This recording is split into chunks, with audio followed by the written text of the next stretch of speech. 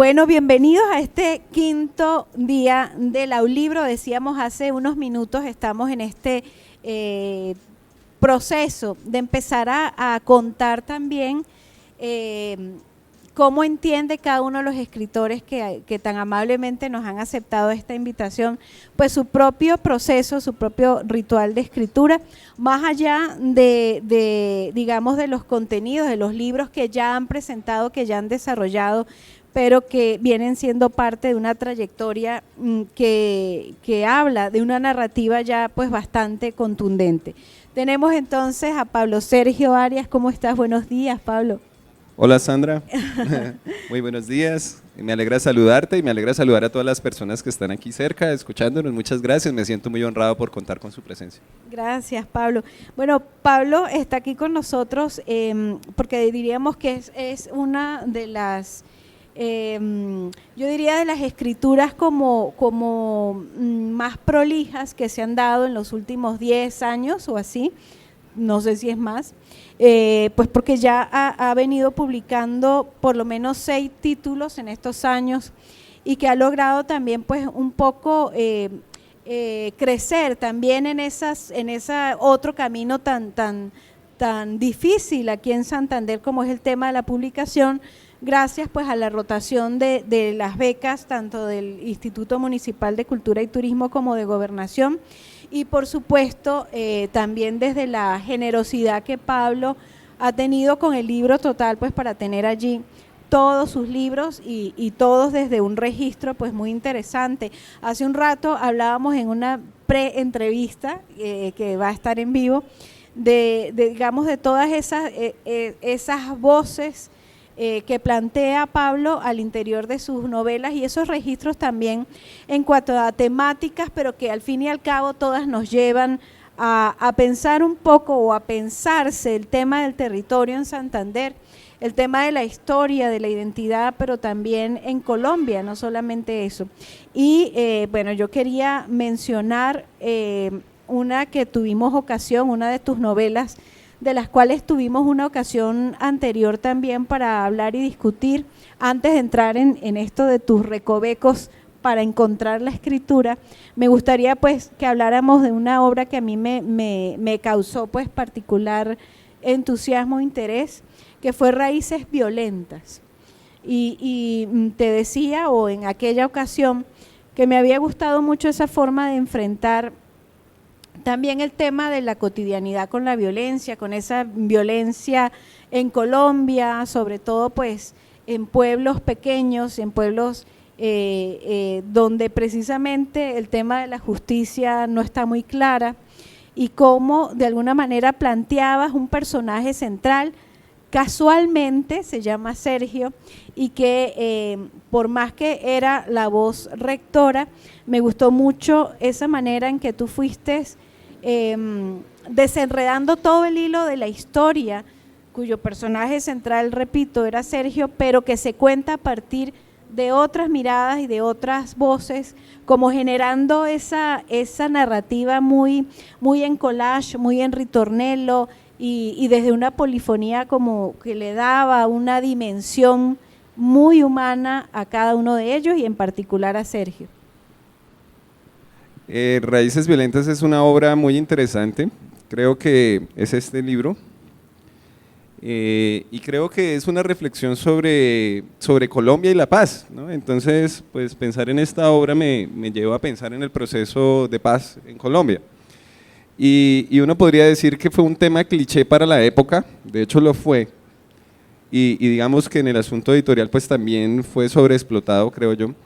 Y por eso no quería abordar ese tema, por eso lo abordé tardíamente. Sin embargo, también como colombiano, como santandereano, pues creo que también pues hacía falta, ¿no? Ese compromiso con ese proceso, con esa transición que aún estamos desarrollando. Entonces, digamos que ese era el interés con la construcción de esta obra, proponer desde una narrativa, pues, como lo hemos hablado, propendiendo hacia lo juvenil y en donde primen las acciones, una reflexión sobre lo que es realmente ser colombiano y sobre lo que es nuestras raíces.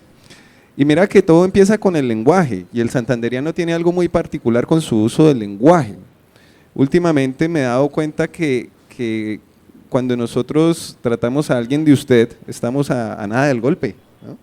Y el santandereano usa mucho ese término, ¿no? De distancia, que uno interpreta como respeto, pero que cuando se falta ese respeto, pues puede iniciar a la violencia.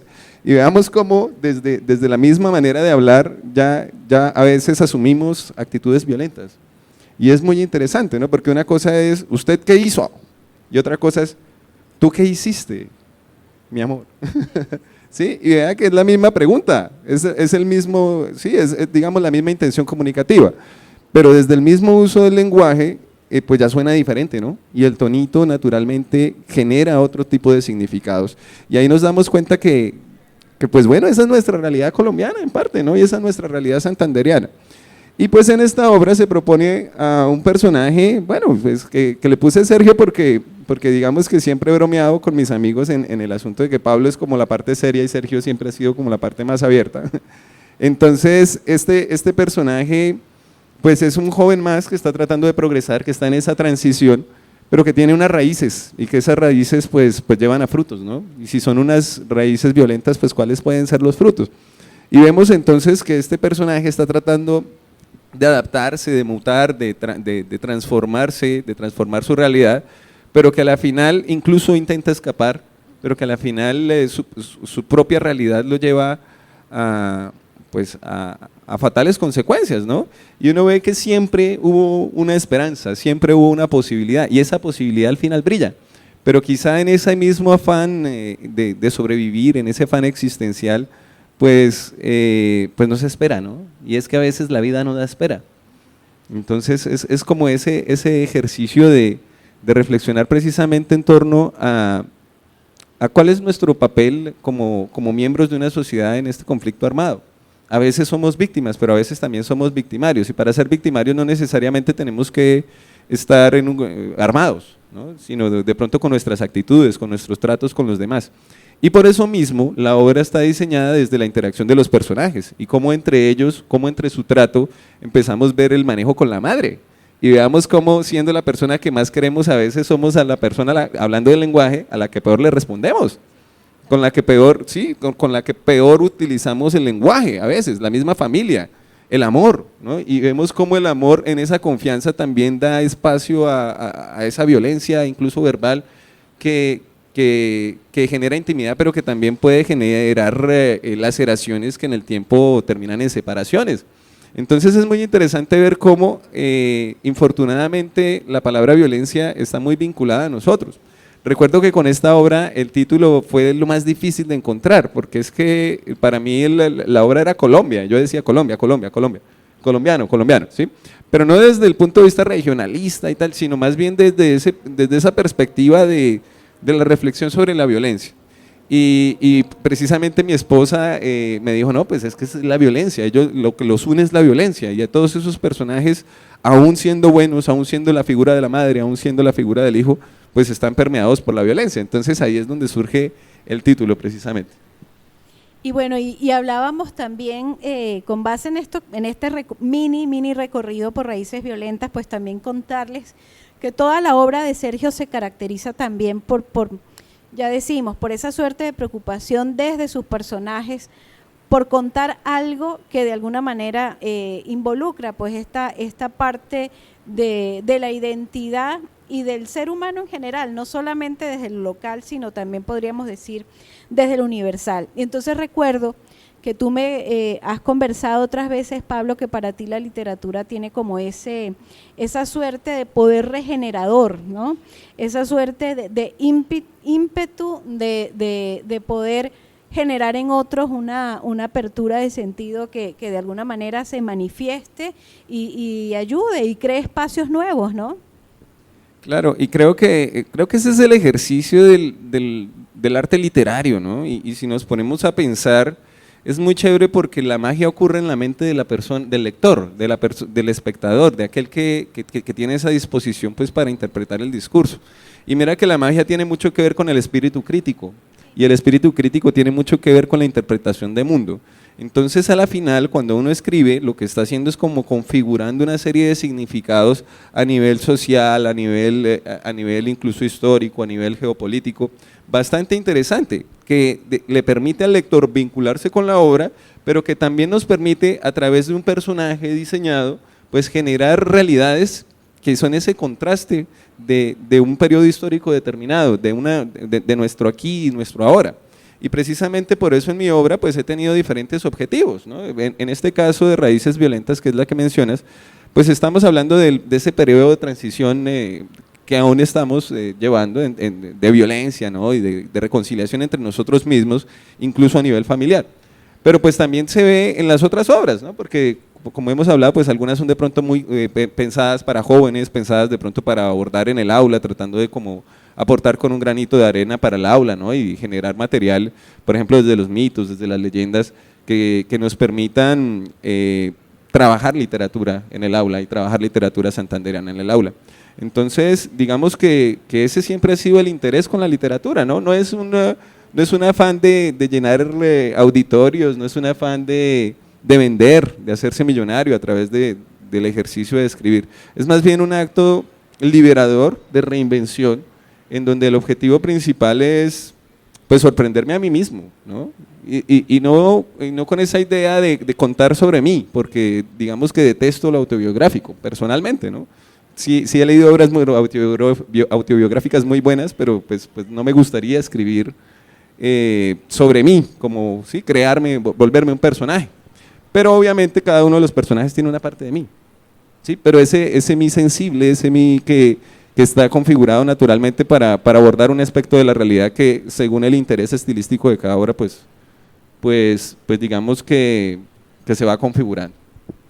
Y bueno, y me acerco entonces a la pregunta de pues esos derroteros, esos rituales, esos límites o fuera de límites que tú precisamente le das al proceso de escritura, ¿no? Y al proceso creativo, sobre todo pues contando con que tú te dedicas también como parte de tu labor a una docencia que quiere de alguna manera llevar esos procesos de lectura en el aula con jóvenes, con niños, que te dedicas además de una forma muy, muy amorosa también y muy entregada a hacer, digamos, abrir un poco ese espíritu de los niños a la escritura, comprendiendo también que cada uno de ellos puede escribir. Entonces, ¿cómo de pronto puedes desdoblar o no ese camino que llevas desde la docencia y desde los talleres de escritura ya a tu propio proceso como tal? ¿Cómo Pablo Sergio se sitúa frente al hecho mismo de la escritura? Cuando empecé a ser profesor, tuve un pequeño conflicto entre el escritor y el profesor y el pedagogo. Pero era porque no sabía ser profesor. Entonces estaba aprendiendo a enseñar, ¿no? Estaba aprendiendo a ganarme la autoridad, por ejemplo, que es un tema muy, muy complejo y de un grupo. Y es algo para lo que a uno no le preparan en la academia, ¿no? En la pedagogía habla de muy bonito, pero ya el trato entre seres humanos es muy, muy a otro nivel, porque tiene que ver mucho con lo emocional y con el reconocer al otro como un sujeto con su propio criterio y totalmente digno de respeto y que nos invita siempre a estar en la conciliación. Pero ya después me di cuenta de que escribir es vivir, de que enseñar es vivir, eso lo hablábamos esta mañana, de cómo a la final el ejercicio de escritura es un ejercicio de honestidad y el ejercicio de educación es un ejercicio de honestidad. Y ahí entra la lengua materna, porque es que no es simplemente la transmisión de contenidos, es el despertar el mismo espíritu crítico. Y es un ejercicio muy bonito al cual le dediqué mi maestría, de hecho, en todos los procesos de comprensión y de interpretación de textos, en donde uno se da cuenta de que al final, pues cada quien entiende lo que quiere entender, desde su propia realidad, ¿no? Como para sintetizar algunos elementos ahí teóricos. Y en ese orden de ideas, pues el ejercicio pedagógico y el ejercicio de lectura es brindar herramientas para que cada quien enriquezca su ejercicio de lectura. Y en ese orden de ideas, en ese enriquecer el ejercicio de lectura, pues también terminamos enriqueciendo el ejercicio de interpretar la vida.